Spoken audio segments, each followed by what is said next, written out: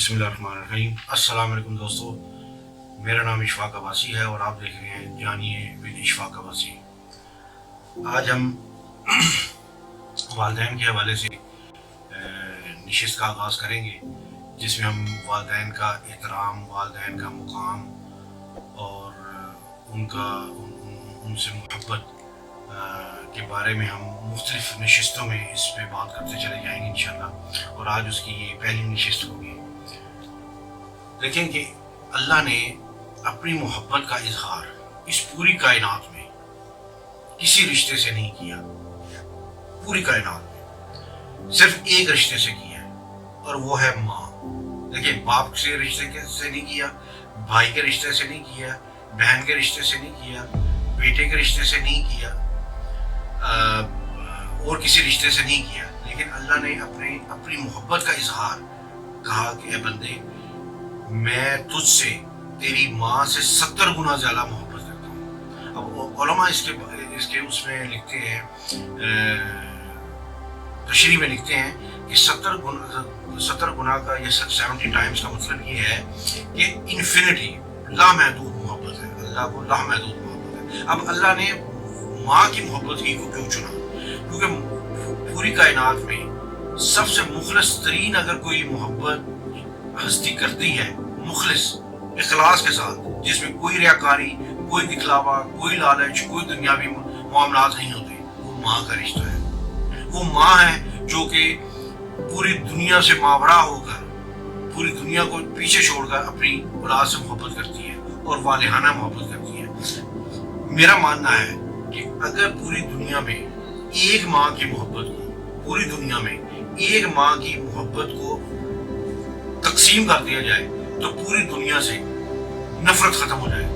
اتنی ایک ماں کی محبت اور ممتا اپنی اولاد کے لیے ہوتی ہے، اور یہ صرف یہ نہیں کہ جو نیک اولاد ہو، چاہے وہ بد بھی ہے خدا نخواستہ اور چاہے وہ نیک ہے، تو سب کے لیے ماں کی جو محبت ہے وہ یکساں ہے۔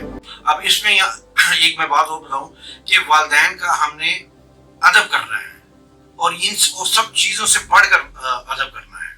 اب کیونکہ میں والدہ کو لے کے چل رہا ہوں اس وقت، تو ایک دفعہ ایک صحابی آئے اور آ کے عرض کیا، یا رسول اللہ صلی اللہ علیہ وسلم، مجھ پر سب سے زیادہ حق کس ہستی کا ہے؟ تو آپ صلی اللہ علیہ وسلم فرمایا تمہاری ماں کا۔ پھر انہوں نے فرمایا کہ یا رسول اللہ صلی اللہ علیہ وسلم، اس کے بعد کس کا حق ہے؟ تو فرمایا کہ مجھ پہ کس کا حق ہے؟ تو آپ صلی اللہ علیہ وسلم فرمایا تمہاری ماں کا۔ پھر فرمایا کہ اس کے بعد کس کا حق ہے؟ تو انہوں نے فرمایا تمہاری ماں کا۔ اس کے بعد جب چوتھی دفعہ کہا تو آپ صلی اللہ علیہ وسلم نے فرمایا کہ تمہارے باپ کا۔ اس کا مطلب ہے کہ 3 مرتبہ ان صحابی نے جب آپ صلی اللہ علیہ وسلم سے پوچھا تو آپ صلی اللہ علیہ وسلم نے 3 دفعہ ان کو بتایا کہ تمہاری والدہ کا حق تم پر زیادہ ہے، اور چوتھے مقام پر جا کر، چوتھی مرتبہ میں جا کر والد کا وہ مقام آیا۔ اب علماء جو اس کی تفسیر میں لکھتے ہیں، یہ بہت کم لوگوں کو اس کا ادراک ہوگا کہ والدہ کو 3 درجے فضیلت کیوں دی گئی ہے۔ یہ ایک سوال ہے جو کہ آج جس کو ہم ایڈریس کریں گے انشاءاللہ، اور اپنے سامعین کو میں بتانے کی کوشش کروں گا، اپنے دوستوں کو، کہ پہلا اس لیے رشتہ زیادہ بڑا ہے کہ آپ صلی اللہ علیہ وسلم نے جب ماں کے احترام کے بارے میں بتایا، ان کے تقدس کے بارے میں بتایا، کہ پہلا اس لیے زیادہ ہے کہ ماں جو ہے وہ بچے کو 9 مہینے اپنے پیٹ میں رکھتی ہے، پیٹ میں رکھتی ہے، اس کو پالتی ہے۔ اور آپ اندازہ کریں کہ اگر کسی عام آدمی کو بندہ کہے نا کہ یار کوئی چھوٹا سا کشن لے کے تو اپنے پیٹ میں باندھ لو اور 2-4 دن تم اس طرح کر دو، ہو سکتا آدھے گھنٹے میں کہ یار مجھے کس سزا میں ڈال دیا ہے۔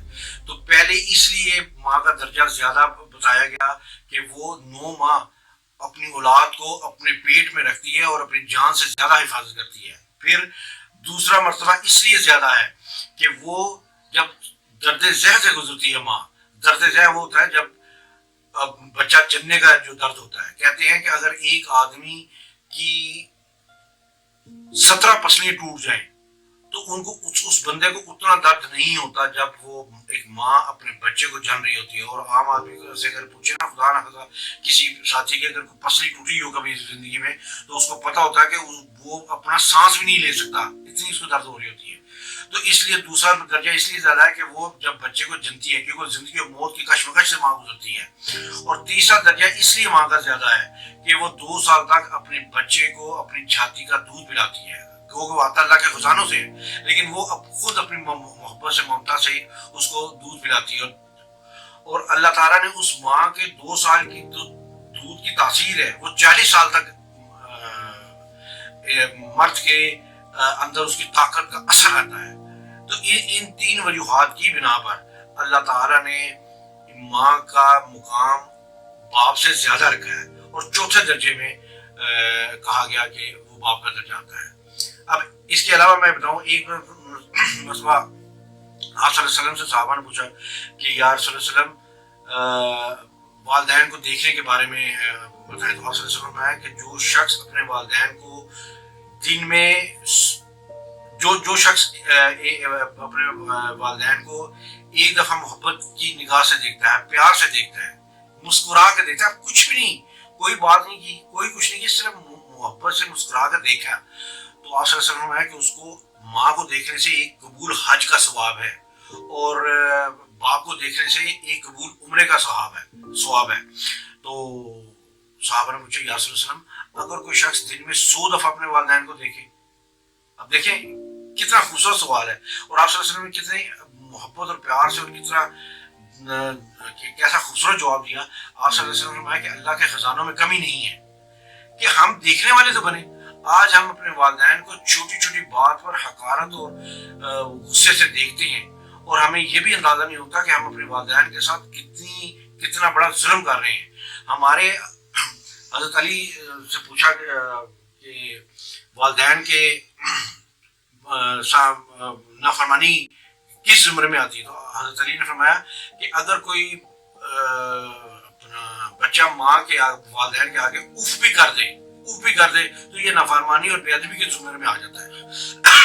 اندازہ کریں کہ ابھی اگر کوئی بچہ تھکا ہارا آیا ہو کھیل کے یا باہر سے آیا ہو اور اس نے آ کے وہ بیٹھا اور اس کی ماں نے یا باپ نے اس سے پانی مانگ لیا ہو اور اسے کہا اف بس, تو یہ بھی نافرمانی کے زمرے میں آ جاتا ہے. بزرگ کہتے ہیں کہ بعد میں اگر اسے پانی پلا بھی دیا تو بھی والدین کو اس سے جو اس عمل سے جو اذیت پہنچی ہوگی وہ بے ادبی کے زمرے میں آتا ہے. اور جیسے میں نے بتایا کہ ہمیں اپنے والدین کا احترام کرنا چاہیے, اس میں کیا دیکھنا چاہیے کہ ہم ان کے سامنے آہستہ بولیں. جیسے صحابہ کے بارے میں صحابہ کو کہا گیا تھا کہ آپ نے نبی صلی اللہ علیہ وسلم کے سامنے انتہائی آہستہ آواز سے بات کرنی, ایسا نہ ہو کہ آپ کے ایمان کو سلب کر لیا جائے. تو اسی لیے اولاد کے لیے کہا گیا ہے کہ اپنے والدین کے سامنے انتہائی عاجزی کے ساتھ اور محبت اور اخلاص کے ساتھ آہستہ بولیں. اونچی بولنے کا تو سوال ہی پیدا نہیں ہوتا والدین کے سامنے.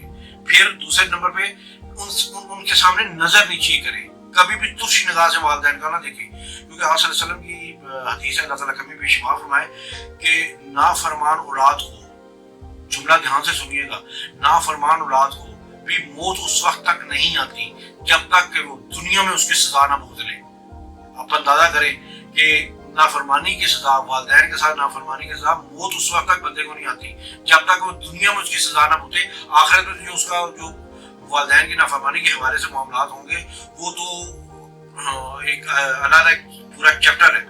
تو جیسے میں نے کہا کہ نظریں نیچے رکھیں, پھر کہا مسکرا کر بات کریں, پیار سے بات کریں, محبت سے بات کریں, ایسے بات کریں کہ جیسے آپ موتی پرو کے بات کر رہے ہوں. اور اس کے بعد یہ ہے کہ ان کے آگے مت چلیں. احتراماً یہ ہے کہ آپ ان کے پیچھے چلیں, ان کے اگر پیچھے آگے تو چلنا نہیں, ساتھ چلیں, ادروائز پیچھے چلیں آپ. اور اس کے بعد ہے ان سے پہلے مت بیٹھیں, مثلا کسی محفل میں جا کے اگر آپ نے پہنچے ہیں کسی محفل میں تو آپ پہلے اپنے والدین کو بٹھائیں, اس کے بعد اگر جگہ ملی تو آپ بیٹھیں, اگر نہیں ملی تو آپ کھڑے رہیں ان کے احترام میں, یہ مقام ہوتا ہے. اور ان کے نام کو مت بگاڑیں. آج کل میں نے اکثر اپنی نجی محفلوں میں دیکھا ہے کہ بچے جو ہیں وہ والدین کا نام بگاڑ کر بات کرتے ہیں اور خاص طور پہ ماں کا نام بگاڑتے ہیں. میں کئی ایسے بچوں کو جانتا ہوں جو کہ کہتے ہو شاید پیار سے ہی اپنی ماں کو ہے، لیکن میں ان بچوں سے بھی مخاطب ہوں اس وقت کہ خدا را اپنے والدین کو انتہائی محبت سے، پیار سے، صحیح نام سے پکارے. اور اب ویسے تو نام سے پکارنے کی ضرورت ہی نہیں ہے، آپ اپنی والدہ کہہ سکتے ہیں، ماں کہہ سکتی ہیں، باپ کہہ سکتی ہیں، ابو کہہ سکتی ہیں. ان کو عزت اور احترام سے بیان کریں. آج کیا ہماری یہ جو نشست ہے وہ یہیں پر برخاست ہوتی ہے، اور انشاءاللہ اسی نشست کو والدین کے حوالے سے ہم آگے کنٹینیو کریں گے، اور انشاءاللہ اس کے بعد ہم اس پہ آپ سے مزید بات چیت کریں گے. السلام علیکم ورحمۃ اللہ وبرکاتہ.